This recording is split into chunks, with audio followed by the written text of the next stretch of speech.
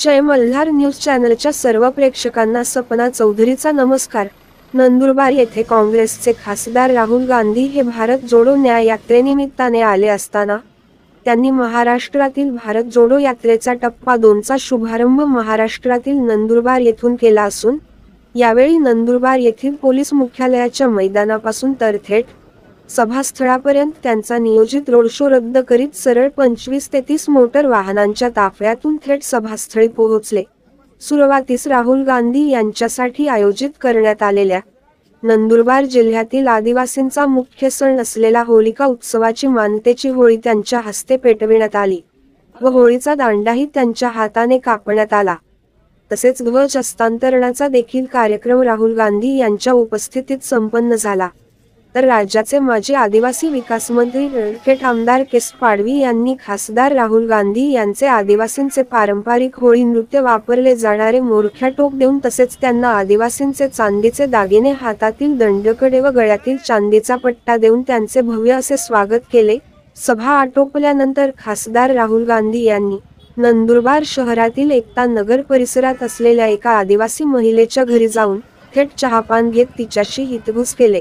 तर नंदुरबार शहरातून दोंडाईचाकडे मार्गक्रमण करत असताना नंदुरबार येथील गिरिविहार गेट परिसरात एका आदिवासी तरुणीने तिने राहुल गांधी यांची भेट घेतली, सेल्फी काढून तिचा आनंद द्विगुणित केला। त्यानंतर थेट राहुल गांधी यांनी दोंडाईच्याकडे प्रयाण केले। दुपारी 2:30 वाजेपासून सायंकाळी 5:30 वाजेपर्यंत राहुल गांधी यांनी नंदुरबार शहरात वेळ दिला होता।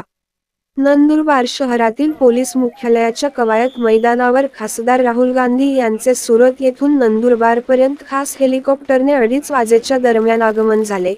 यावेळी पोलीस कवाहे त्यामध्ये राज्याचे माजी आदिवासी विकास मंत्री आमदार ॲडव्होकेट केस पाडवी यांनी त्यांचे स्वागत केले। यावेळी काँग्रेस पक्षाचे सर्व वरिष्ठ नेते राहुल गांधींच्या स्वागतासाठी उपस्थित होते। काँग्रेसची भारत जोडो न्याय यात्रेची नंदुरबारातून सुरुवात करण्यात आली असून यानिमित्त आयोजित सभेप्रसंगी राहुल गांधी यांनी भाजपा सरकारचा खरपूस समाचार घेतला। काँग्रेसचे नेते राहुल गांधी भारत जोडो न्याय यात्रेनिमित्त नंदुरबारात येणार असल्याने यानिमित्त गेल्या आठवडाभरापासून काँग्रेसची तयारी सुरू होती। दरम्यान काल सकाळपासूनच शहरात ठिकठिकाणी चोख पोलीस बंदोबस्त तैनात करण्यात आला होता। वाहतूक व्यवस्था सुरळीत राहावी यासाठी पोलीस प्रशासनातर्फे खबरदारी घेण्यात आली होती। दुपारी 2:30 वाजेच्या सुमारास नंदुरबार येथील पोलीस मुख्यालयाच्या मैदानावरील हेलिपॅडवर राहुल गांधींचे खास हेलिकॉप्टरने आगमन झाले। यानंतर उशीर झाला असल्याने नियोजित करण्यात आलेला रोड शो रद्द करत ते थेट कारने सीबी मैदानावरील सभास्थळी दाखल झाले। दरम्यान ठिकठिकाणी राहुल गांधींना पाहण्यासाठी चाहत्यांनी गर्दी केली होती। राहुल गांधी सभास्थळी दाखल झाल्यानंतर काँग्रेस कार्यकर्त्यांमध्ये एकच उत्साह संचारला होता। दुपारच्या तळपत्या उन्हात सुमारे 12 ते 13 हजार नागरिकांनी उपस्थिती लावली होती। तसेच देशात शांतता समृद्धी नांदावी यासाठी नवस मानलेली आदिवासी न्याय होळी काँग्रेस नेते राहुल गांधी यांच्या हस्ते प्रज्वलित करण्यात आली। या प्रसंगी असली पाडामुंड अस्तंभ येथील सुमारे 40 ते 50 युवतींच्या एका पथकाने आदिवासी होळी नृत्य सादर केले। यावेळी राहुल गांधी यांनी देखील देवमोगरा माता की जय म्हणत होळी भोवती प्रदक्षिणा घेतली व होळीच्या प्रसादाचा दांडा पहिल्याच प्रयत्नात तोडल्याने उपस्थितांनी कौतुक देखील केले। सभेला सुरुवात झाल्यानंतर सभेदरम्यान राहुल गांधी म्हणाले की भाजपा सरकारचा आदिवासींच्या जमिनीवर डोळा आहे, यामुळे भाजपा आदिवासींना वनवासी संबोधते। बड्या उद्योगपतींना जमिनी देऊन आदिवासींना भूमिहीन करण्याचे षडयंत्र भाजपाचे आहे। मात्र आदिवासी हेच जल, जंगल आणि जमीन व देशाचे मूळ मालक आहे, हेच सिद्ध करण्यासाठी सन 2010 मध्ये काँग्रेसचे सरकार असताना आधार कार्ड योजनेचा शुभारंभ नंदुरबार येथून केल्याचे गांधी यांनी सांगितले।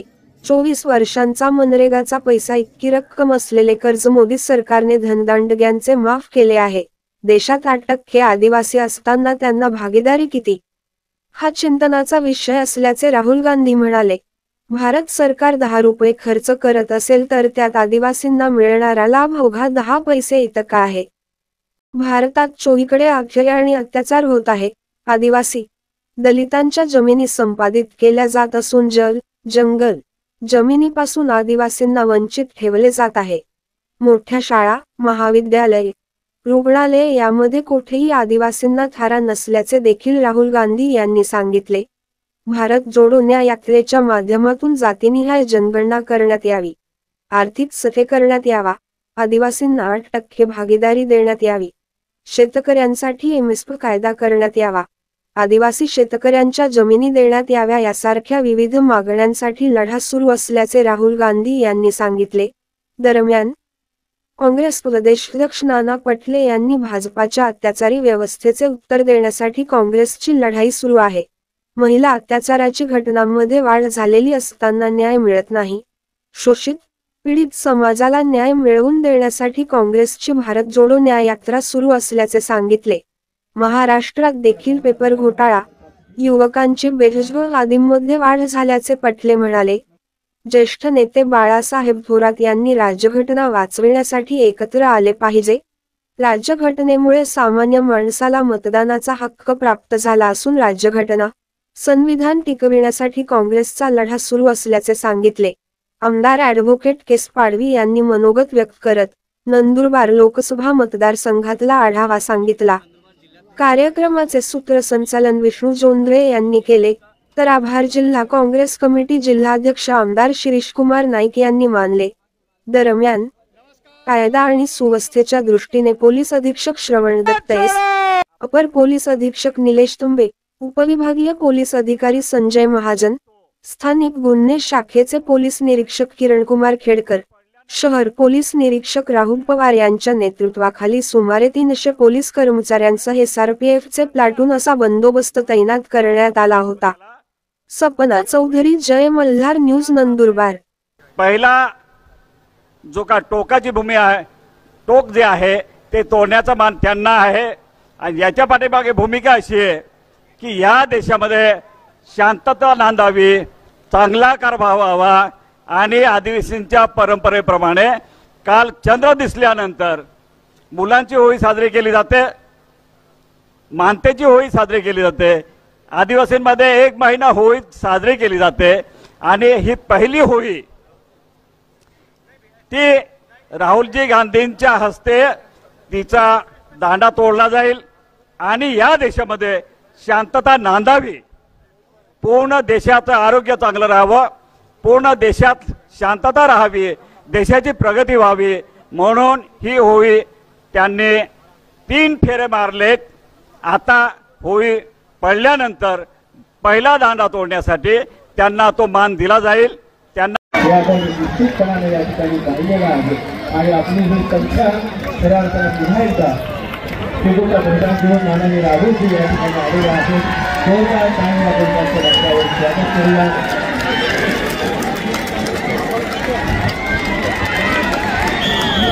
या अत्यंत प्रचंड जय यहाँ मोगी, जय यहाँ मोगी। आधुनिक भारत के आधुनिक शांतिदूत, हमारे सबके आदरणीय नेता श्रीमान जी राहुल जी गांधी का शिवाजी महाराज, श्याम महाराज, फूले अंबेडकर की भूमि पर शहीद शिरीष कुमार की धरती पर बहुत बहुत हार्दिक स्वागत है। मैं उनको प्रणाम करता हूं और होली की भी शुभकामना देता हूं और सब आपके सबके तरफ से उनको ये धन्यवाद मानता हूं कि पूरे देश का एक राजनीति, एक प्रगति और हुकूमशाही को खत्म करने के लिए, राज्य घटना को, संसद को बचाने के लिए, संविधान को बचाने के लिए और यहाँ की डेमोक्रेसी बढ़कर रहे, इसलिए उनको मैं धन्यवाद मानता हूं। उन्होंने आदिवासी की होली मनाई और उन्होंने होली का जो पहला पार्ट होता है जो आपको दिखाया गया वो तोड़ा है। अभी तक मैं भी डरता हूं तोड़ने में, नहीं टूटा तो नसीब अच्छा नहीं ऐसा होता है, लेकिन राहुल जी गांधी साहब ने वो होली का जो पहला पार्ट है जो आपको सबको दिखाया वो तोड़ा है।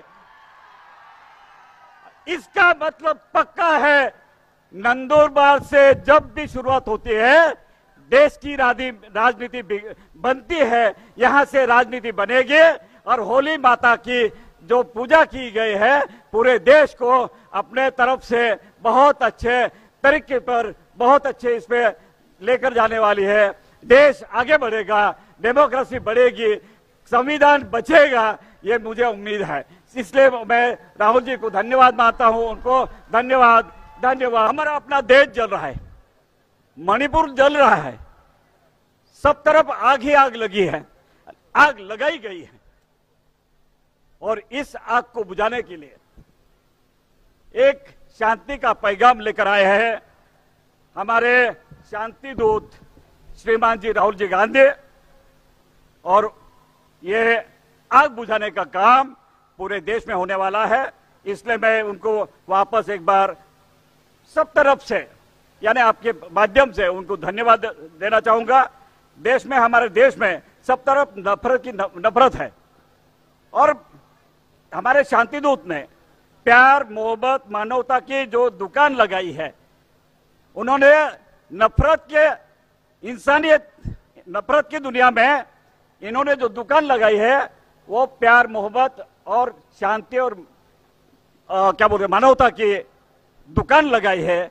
उस दुकान में हम भी, आप यहाँ की जो जनता है, मैं आपको सबको रिक्वेस्ट करूंगा, आपको विनती करूंगा, हमने भी गौतम बुद्ध के नाम पर, वर्धमान महावीर के नाम पर, महात्मा गांधी के नाम पर, नेल्सन मंडेला के नाम पर यहाँ अपनी भी दुकान, ये जो मेला लगा है उस मेले में हम भी अपनी दुकान लगाए तो पूरा देश तरक्की करेगा, आगे बढ़ेगा। ऐसी विनती आप सबको कर रहा हूं। हमारे जैसे ओबीसी है, आदिवासी है, दलित है, आप सोशल न्याय, सामाजिक न्याय की बात करते हैं। सामाजिक न्याय की यात्रा आपने शुरू की है, न्याय यात्रा आपने शुरू की है, लेकिन सर मेरी रिक्वेस्ट है, जो प्रावधान कॉन्स्टिट्यूशन में है वो आप बचाने के लिए कोशिश करें, और ये कॉन्स्टिट्यूशन, संविधान यही नहीं बचेगा तो और हमारे ऊपर अन्याय होने वाला है। वो न्याय की यात्रा आप कर रहे हैं, और हमारे लिए ये जो संविधान है ये आधुनिक भगवत गीता ऐसे हम मानते हैं। जो संविधान है ये हमारा एक आधुनिक भगवत गीता है। ये इस भगवत गीता को संभालने के लिए आपने बहुत बड़ा योगदान दिया है, बहुत बड़ी लड़ाई लड़ रहे हैं आप, इसलिए आपको धन्यवाद मानता हूं। बहुत बहुत शुक्रिया। की आदरणीय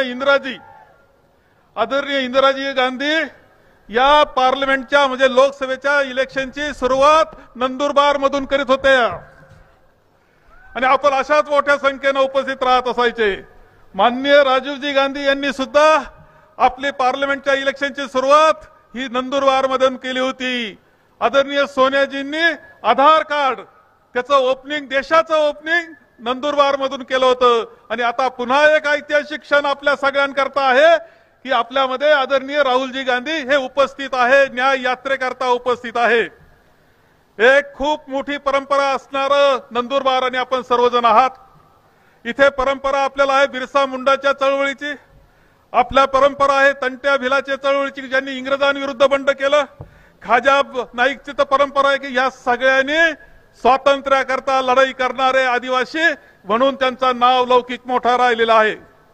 1942 साली ज्या दिवशी महात्मा गांधींनी चले जावची घोषणा केली, त्यानंतर आपल्या नंदुरबार शहरामध्ये एक विद्यार्थ्यांनी, छोट्या मुलांनी मोर्चा काढला चले जावच्या घोषणा देत, आणि त्यावेळेस इंग्रजांनी बळी घेतला तो शिरीष कुमारचा बळी घेतला, आणि चळवळीतलं पहिलं बलिदान, 42च्या चळवळीचं, चले जावच्या चळवळीतलं पहिलं बलिदान हे नंदुरबार मधल्या एका बालकानं दिलेलं आहे, याचा आपल्या सगळ्यांना अभिमान आहे।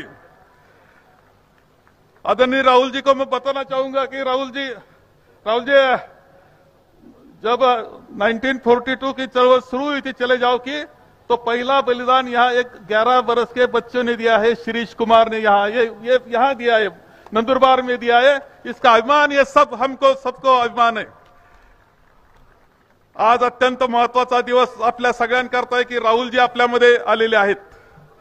एक अत्यंत तुमच्या सगळ्यांवर, खरं म्हणजे तुम्ही सगळेजण काँग्रेस करता कायम ताकद देणारी माणसं राहिलेली आहात। एक परंपरा, काँग्रेसची परंपरा नंदुरबारची आपली राहिलेली आहे। पुन्हा एकदा काँग्रेस आपल्याला पुन्हा एकदा काँग्रेस नंदुरबारमध्ये महाराष्ट्रात आणि देशामध्ये आणायची आहे। सोनियाजींच्या नेतृत्वाखाली पुन्हा एकदा देशाला काँग्रेसचा झेंडा लावायचा ही आपण सगळ्यांनी या निमित्तानं शपथ घेतली पाहिजे, हे या निमित्तानं मी आपल्या सर्वांना सांगेल। हमारे योद्धा जो सामाजिक न्याय की लड़ाई लड़ते लड़ते मणिपुर से आज महाराष्ट्र की इस पवित्र भूमि में जहां शाहू फुले अंबेडकर की विचारधारा रही और हमेशा रहेंगी, छत्रपति शिवाजी महाराज के महाराष्ट्र में मैं सबसे पहले इस देश की संवैधानिक व्यवस्था और लोकशाही बचाने के लिए जो दिन रात कभी कन्याकुमारी से कश्मीर तब मणिपुर से मुंबई ऐसी यात्रा करते करते हमारे सबके लाडले नेता योद्धा राहुल गांधी जी का ये महाराष्ट्र के भूमि में सबसे पहले उनका स्वागत करता हूं। इसका दिन 12 मार्च है और उस समय अंग्रेज के विरोध में, उनकी अत्याचारी व्यवस्था के विरोध में आज ही के दिन महात्मा गांधी ने दांडी यात्रा शुरू की थी। और यह ऐतिहासिक पल है कि ऐसे इस पल में राहुल गांधी जी हमारे छत्रपति शिवाजी महाराज के भूमि में आए। जो देश को बर्बाद करने वाली व्यवस्था जो सत्ता में बैठी है, जो हमारे संविधान को खत्म करना चाहती है, हमारे लोकतांत्रिक व्यवस्था को खत्म करना चाहती है, आदिवासी को वनवासी बनाकर उनकी संस्कृति खत्म करना चाहती है, हमारी महिलाओं को मणिपुर में तो आपने देखा है कि हमारी महिलाओं को उनको जलाया जाता, जिंदा जलाया जाता, उनकी इज्जत लूटी जाती है। केंद्र में बैठी हुई सरकार और मणिपुर में बैठी हुई बीजेपी की सरकार वो आंखों में पट्टी बांधकर वहां देख रही है। देश के प्रधानमंत्री तो कुछ बोलने को तैयार नहीं है। महिलाओं पे अत्याचार कैसा किया जाता है, महिलाओं का सम्मान हमेशा हमारे देश ने किया है, लेकिन यह अत्याचारी व्यवस्था जो देश में बैठी है उसका जवाब उनसे लेने के लिए राहुल गांधी जी पार्लियामेंट में हो या सड़क पे हो, वो लड़ाई लड़ते हैं। महाभारत में भी और रामायण में भी दो बातें अपने को आपको सबके सामने आती है। रामायण में सीता जी का अपमान किया गया, महाभारत में द्रौपदी जी का अपमान किया गया। जिन लोगों ने अपमान द्रौपदी जी का किया, सीता माई का किया, वो बर्बाद हुए, वो कभी भी पावर में नहीं आ सके। वैसे ही आज देश की सरकार, मणिपुर में बैठी हुई बीजेपी की सरकार, राज्य में बैठी हुई बीजेपी की सरकार, वो हमारे महिलाओं पे बार बार अत्याचार कर रही है। वो हाल, वो हश्र जो कौरव का हुआ था, जो हश्र रावण का हुआ था, वही हश्र बीजेपी का हुए बगैर रहेगा नहीं। ये मैं आदिवासी की भूमि से बात करता हूं। ये तो आगाज है, अभी तो शुरुआत हुई है। महाराष्ट्र में राहुल जी का कदम आने के बाद ये शुरुआत हुई है कि ये आगाज है, और अब अंजाम कितना अच्छा होगा इसका अंदाज आप बना लीजिए। और मैं इसलिए ज्यादा समय न लेते हुए माझ्या महाराष्ट्रातल्या सगळ्या जनतेला, कारण की आजचा दिवस यशवंतराव चव्हाण साहेबांचा जयंतीचा दिवस आहे। म्हणजे इतकं चांगला योगायोग आमचे योद्धा राहुल गांधीजी आमच्या महाराष्ट्रात आल्यानंतर ज्यांनी या राज्याचं मंगल कलश ज्यांनी ठेवलं, त्या यशवंतराव चव्हाण साहेबांची जयंतीचा दिवस आजचा आहे।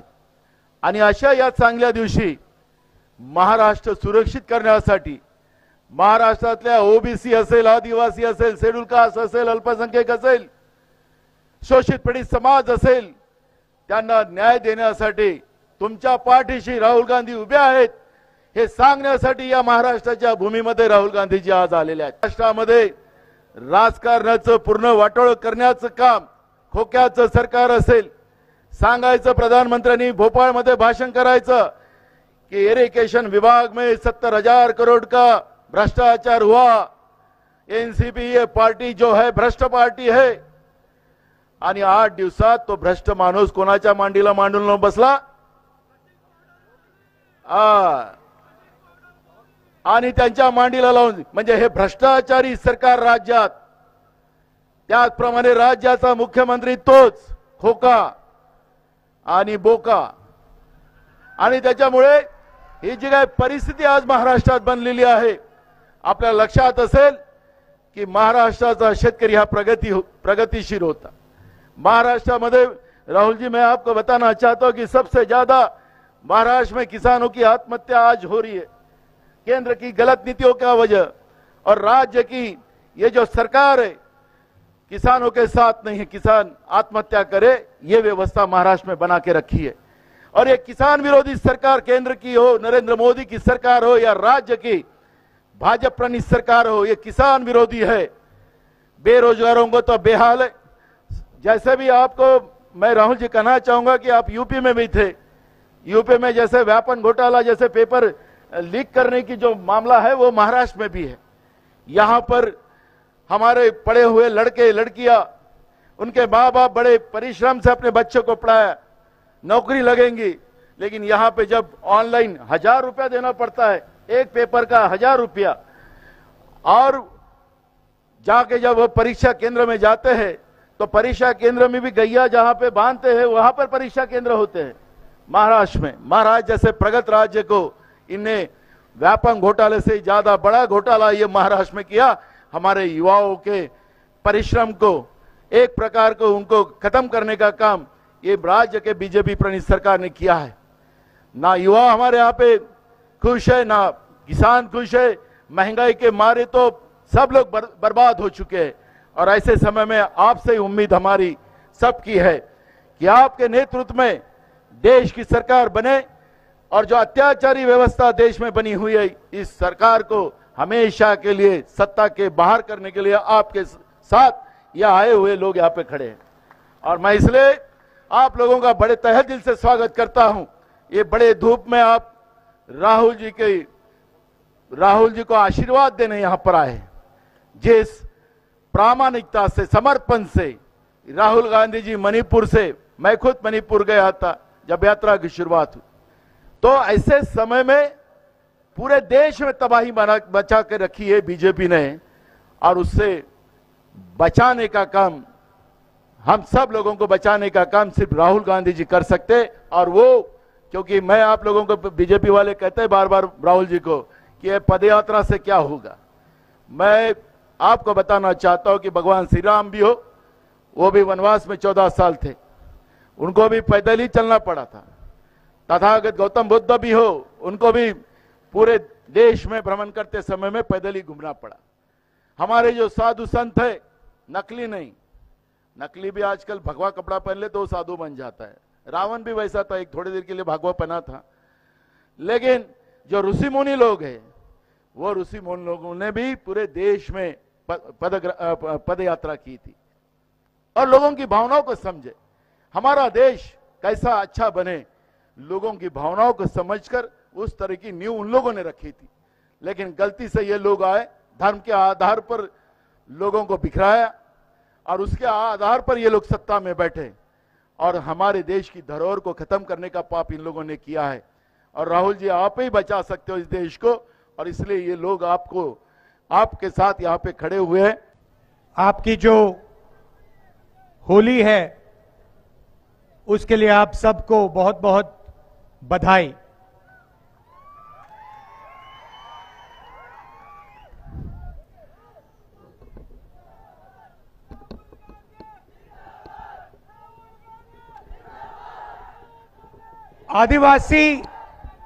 आदिवासी और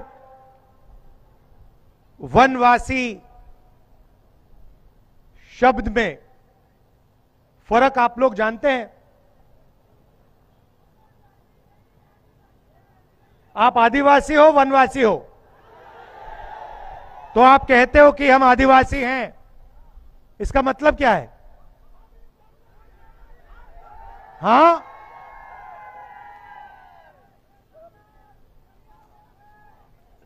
बताइए मतलब क्या है इसका? हम इस देश के मालिक हैं.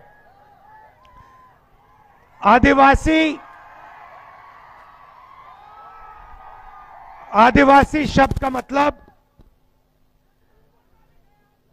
देश के ओरिजिनल मालिक।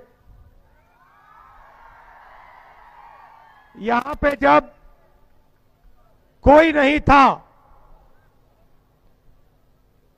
तो आदिवासी हिंदुस्तान में थे। आप ओरिजिनल मालिक हो, मतलब जो जल है, जंगल है, जमीन है, हिंदुस्तान का धन जो है, इसके ओरिजिनल मालिक आप थे।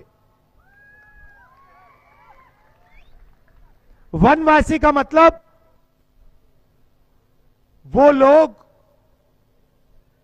जो जंगल में रहते हैं। वनवासी और आदिवासी में फर्क यह है कि आदिवासी शब्द के साथ जमीन, जल और जंगल का अधिकार जुड़ा हुआ है। वनवासी शब्द में कोई अधिकार नहीं है। इसलिए बीजेपी आपको वनवासी कहती है और हम आपको आदिवासी कहते हैं।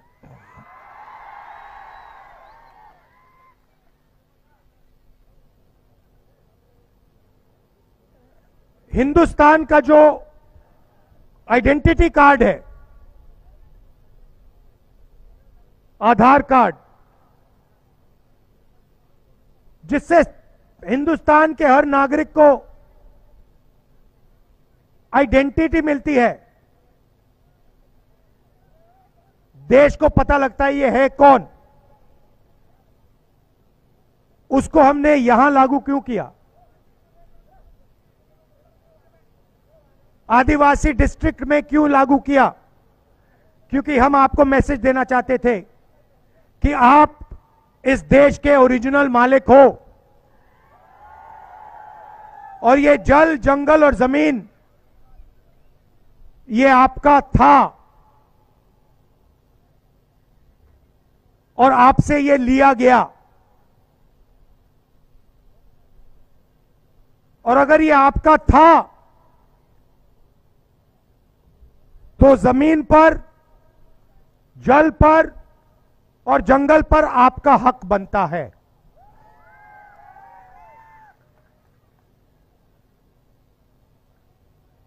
वनवासी का मतलब एक बार हिंदुस्तान में जंगल खत्म हो जाए तो फिर आदिवासी कहीं के नहीं रहेंगे। बीजेपी आपसे कहती है आप वनवासी हो, कहती है ना, और फिर जंगल को, वन को खत्म करती रहती है, अदानी को देती जाती है। आस्ते आस्ते सारा का सारा जल, जंगल, जमीन जो है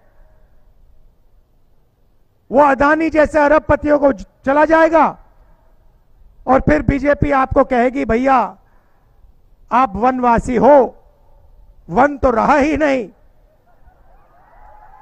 तो आप जाके सड़क पे आप लोग भीख मांगो, मजदूरी करो।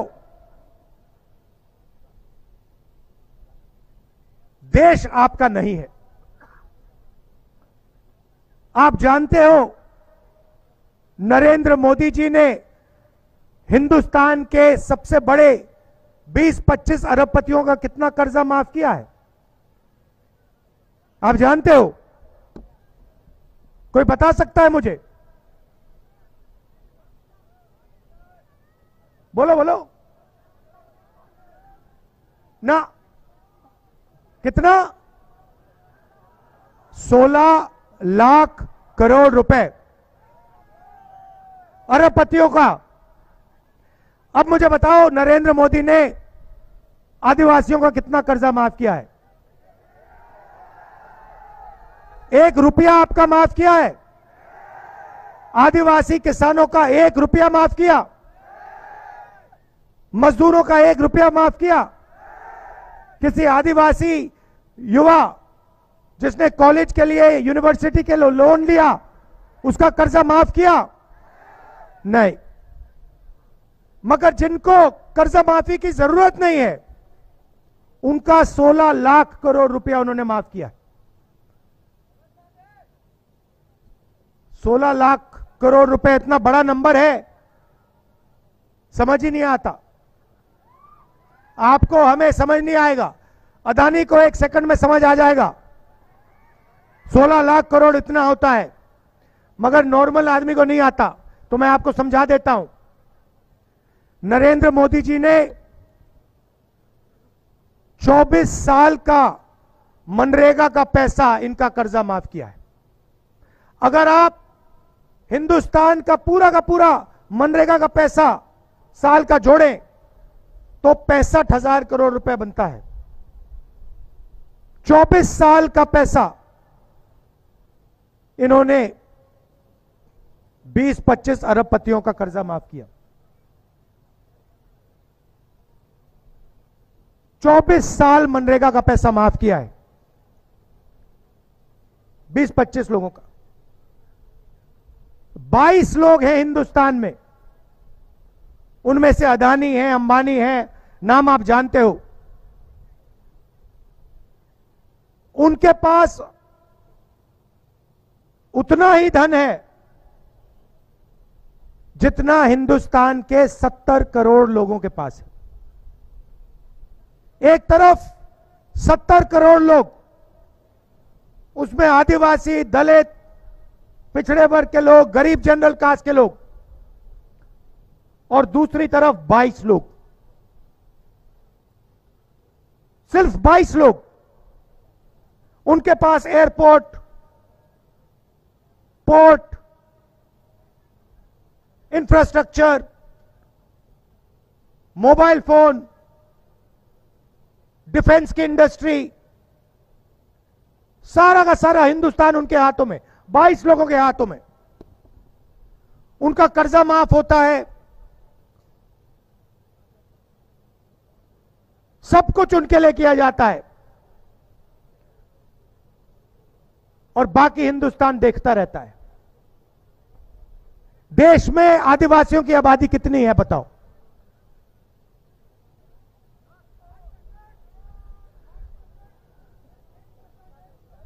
कितना? 8%। तो सवाल भागीदारी का है, और कोई सवाल नहीं है। आपकी आबादी 8%, क्या आपकी भागीदारी 8% है? मैं आपको बताता हूं आपकी भागीदारी के बारे में। ये मीडिया वाले बैठे हैं, कैमरा लिए।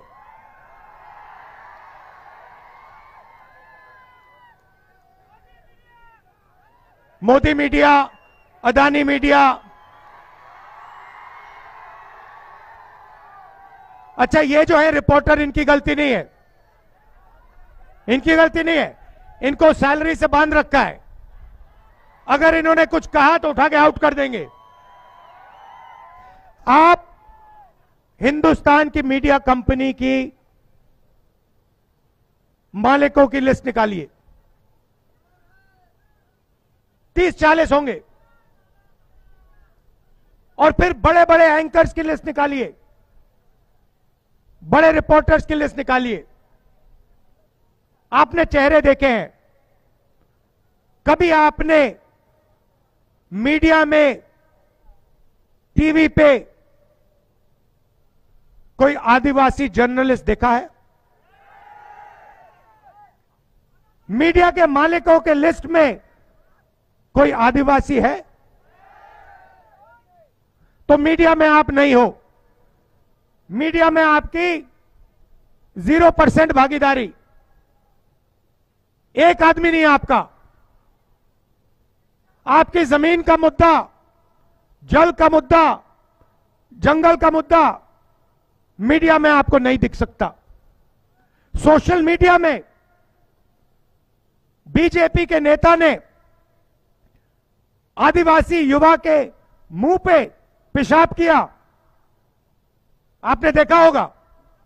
देखा? मैंने देखा। सोशल मीडिया पे आएगा, मीडिया पे नहीं आ सकता।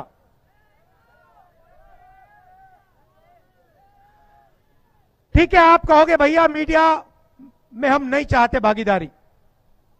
मैं कहता हूं होनी चाहिए। शायद आप कहो नहीं हमें नहीं चाहिए। चाहिए नहीं चाहिए? चाहिए। तो ठीक है, मीडिया से हटकर बात करते हैं।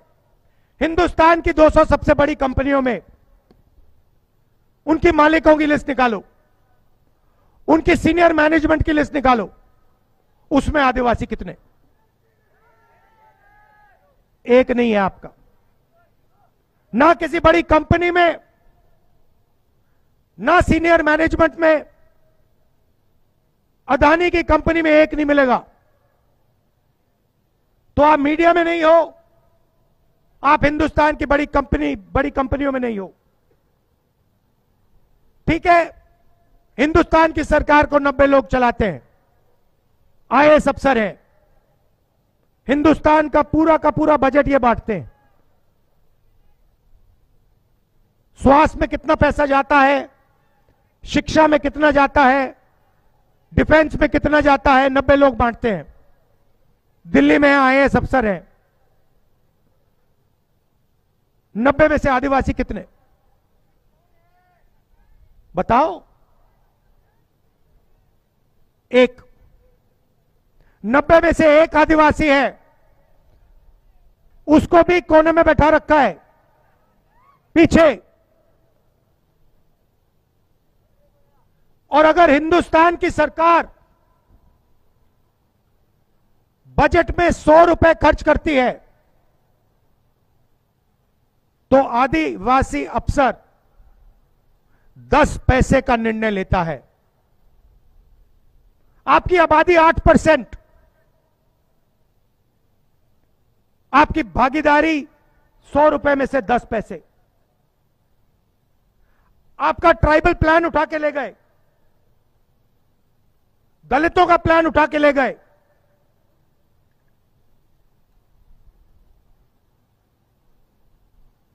जहां भी देखो हिंदुस्तान में आपके खिलाफ अन्याय हो रहा है। जमीन किसकी जाती है? आदिवासी की जाती है। बड़े बड़े प्रोजेक्ट्स बनते हैं। अभी मैं गुजरात से आया। गुजरात की 25% जमीन, पूरे गुजरात की 25% जमीन अक्वायर कर ली। अक्वायर कहां से हुई? किसकी जमीन अक्वायर हुई? आदिवासियों की, दलितों की, पिछड़ों की।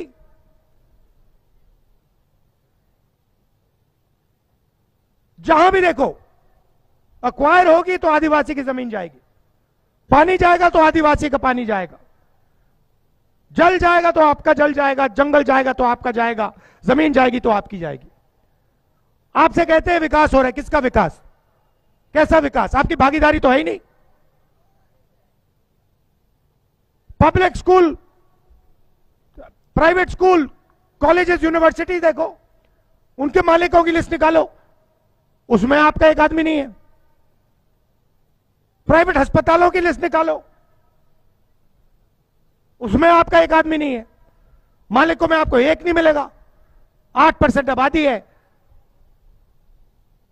तो ये हम बदलना चाहते हैं, इसलिए हमने न्याय यात्रा की है। और ये सिर्फ आपके खिलाफ नहीं हो रहा है, ये हिंदुस्तान के सब गरीब लोगों के साथ हो रहा है। आप 8% हो, दलित 15% हैं, पिछड़े 50% है, सबके साथ ये हो रहा है। आपके साथ ज्यादा हो रहा है, दलित भाइयों के साथ ज्यादा हो रहा है, मगर सबके साथ हो रहा है। इसलिए मैंने कहा कि 2 काम करने हैं। सबसे पहले सबकी गिनती करनी है इस देश में किस वर्ग के कितने लोग हैं। आदिवासी कितने हैं, दलित कितने हैं, वो 8% है, मगर उसको पक्का पता लगाना है।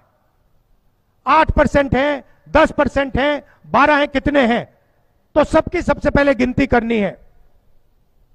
उसके बाद गिनती करने के साथ इकोनॉमिक और फाइनेंशियल सर्वे, यह पता लगाना है कि हिंदुस्तान की बड़ी बड़ी कंपनियों में, हिंदुस्तान की संस्थाओं में, हिंदुस्तान की सरकारों में, प्राइवेट अस्पतालों में, ब्यूरोक्रेसी में आदिवासियों की कितनी भागीदारी है। क्या 8% है या नहीं है, और अगर नहीं है तो फिर 8% कम से कम होनी चाहिए और होगी। इसीलिए मैं हर मीटिंग में कह रहा हूं, जाति जनगणना, इकोनॉमिक और फाइनेंशियल सर्वे क्रांतिकारी कदम है, और यह कदम कांग्रेस पार्टी अपने मैनिफेस्टो में डाल दी है, और जैसे हमारी सरकार आएगी हम इसको पूरा करके आपको दे देंगे। दूध का दूध, पानी का पानी हो जाएगा। चोट लगती है, डॉक्टर के पास जाते हो, पहले कहते हो भैया चोट लगी, डॉक्टर कहता है एक्सरे कराओ, कहता है नहीं कहता है? हम हिंदुस्तान का एक्सरे कराना चाह रहे हैं। हमें मालूम है कि आदिवासियों को, दलितों को, पिछड़ों को, गरीब जनरल कास्ट के लोगों को चोट लगी है, सबको मालूम है। अब पता लगाना है कितनी चोट लगी है और किसको लगी है। एक्सरे कराना है, एमआरआई कराना है। यही है जाति जनगणना, इकोनॉमिक सर्वे, फाइनेंशियल सर्वे, इंस्टीट्यूशनल सर्वे। दूसरा वायदा हमने किया, किसानों को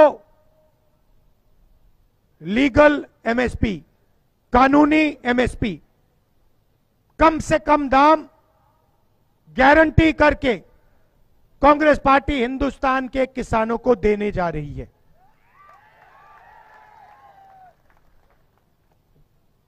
और आदिवासियों के लिए हमने 5 चीजें, ऐतिहासिक चीजें अपने बजट में आपके लिए डाली हैं। मैं आज आपको उनके बारे में बताना चाहता हूं। हम फॉरेस्ट राइट एक्ट लाए, बीजेपी ने उसको कमजोर किया, और जो आपकी क्लेम्स बनती हैं, जो आपकी जमीन की क्लेम्स हैं, उनको पूरा नहीं किया। आपका जमीन का जो हक है वो आपको नहीं दिया। बहुत सारे लोगों की जो क्लेम्स हैं उनको रिजेक्ट कर दिया। सही? जैसे ही हमारी सरकार आएगी, 1 साल के अंदर आपकी सारी की सारी जो क्लेम्स हैं उनको हम सेटल कर देंगे, जमीन आपके हवाले हो जाएगी। और जो क्लेम्स आपकी रिजेक्ट की गई हैं, जो गलत तरीके से रिजेक्ट की गई हैं, उनको रिव्यू करके 6 महीने में हम कार्रवाई आपको दे देंगे। फॉरेस्ट कंजर्वेशन एक्ट है जो, और जो लैंड एक्विजिशन एक्ट किया था, हमने बनाया था जमीनी अधिग्रहण बिल, उसको इन्होंने कमजोर किया है। उसको हम फिर से मजबूत करेंगे, और जो आपके अधिकार हैं उनकी आप रक्षा कर पाएंगे। जमीन के लिए आपको सही रेट मिलेगा, 4 गुना रेट मिलेगा, और आपका जल, जंगल और जमीन आपके हाथ में, उसका आपका अधिकार बनेगा। तीसरा काम, शायद सबसे ऐतिहासिक काम, जहां भी आदिवासियों की 50% से ज्यादा आबादी है, पूरे हिंदुस्तान में जहां भी आदिवासियों की 50% से ज्यादा आबादी है, उसे हम 6 शेड्यूल में डाल देंगे। मतलब सारे के सारे लोकल जो निर्णय होंगे वो आदिवासी लोग लेंगे और कोई नहीं लेगा। जैसे हमने किसानों के लिए लीगल गारंटी दी है, वैसे ही हम फॉरेस्ट प्रोड्यूस के लिए, जो जंगल में उगता है, उसके लिए लीगल गारंटी आपको दिलवा देंगे।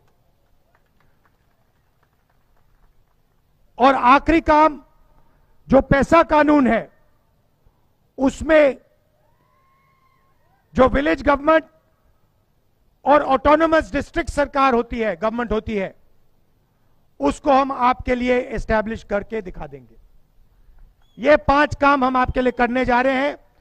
आखिरी बात जो आपने यहां बोली, जो ट्राइबल सब प्लान, दलित सब प्लान की बात है, जो कानून आंध्र में बनाया गया है, जिससे उस पैसे की रक्षा होती है आपके लिए, और वो आपके लिए ही प्रयोग किया जा सकता है। और अगर प्रयोग नहीं होगा, अगले साल भी वो पैसा आपका होगा, वो भी हम दिल्ली में कानून बना देंगे। मगर सबसे बड़ा मुद्दा भागीदारी का है, और हम उसको छोड़ने वाले नहीं हैं। आपकी आबादी 8% है, आपका जल है, आपका जंगल है, आपकी जमीन है, उसकी रक्षा होगी, और जो आपका हक बनता है वो हम आपको दे के दिखाएंगे। आप सब दूर दूर से आए, एक बार फिर मैं आपको होली की बधाई देता हूं। जय आदिवासी, जय आदिवासी। भारत जोडो न्याय यात्रा निमित्ताने जे आपल्या नंदुरबार जिल्ह्यामध्ये आगमन झाले असे ह्या देशाचे काँग्रेस पक्षाचे नेते, ज्यांनी आपल्याला आता संबोधित केले, असे आदरणीय राहुलजी गांधी इथे नंदुरबार जिल्ह्यात आले, त्याबद्दल मी त्यांचे आभार मानतो। आणि सर्वच काँग्रेसचे वरिष्ठ नेते, आदरणीय महाराष्ट्राचे प्रभारी आदरणीय रमेश चेन्निथल्ला साहेब, रेड्डी साहेब, इथे उपस्थित असलेले महाराष्ट्र प्रदेश काँग्रेस कमिटीचे अध्यक्ष आदरणीय नानाभाऊ पटेले, काँग्रेस पक्षाचे विरोध गटनेता आदरणीय बाळासाहेब थोरात, नंदुरबार जिल्ह्याचे आपले आदरणीय केसी पाडवी साहेब, आणि महाराष्ट्रातून आलेले सर्वच पदाधिकारी, सन्माननीय आमदार महोदय, आणि सर्वच व्यासपीठावर उपस्थित गुजरातमधून आलेले आदरणीय शक्तिसिंह साहेब, अमितभाई चावड़ा, आ बधानो अहींया नंदुरबार तमारो स्वागत छे। आणि सर्वच माझे नंदुरबार जिल्ह्यातून आणि धुळे जिल्ह्यातून आलेले सर्वच बंधू भगिनी मोठ्या संख्येने उपस्थित राहिल्या, आणि राहुलजींचं मार्गदर्शन ऐकायला मोठ्या संख्येने उपस्थित राहिल्याबद्दल तुम्हा सर्वांचं मी मनापासून आभार मानतो। आदरणीय राहुलजी हे संपूर्ण भारतामध्ये मणिपूर पासून काल गुजरात पर्यंत आले, आणि आज महाराष्ट्रामध्ये नंदुरबार जिल्ह्यामध्ये मोठ्या स्वागतामध्ये आपण तुम्हा सर्वांनी केलं। त्या बंधू भगिनींचं मोठ्या संख्येने उपस्थित राहिले, त्याबद्दल मी नंदुरबार जिल्हा काँग्रेस कमिटीचे अध्यक्ष या नात्याने आभार मानतो।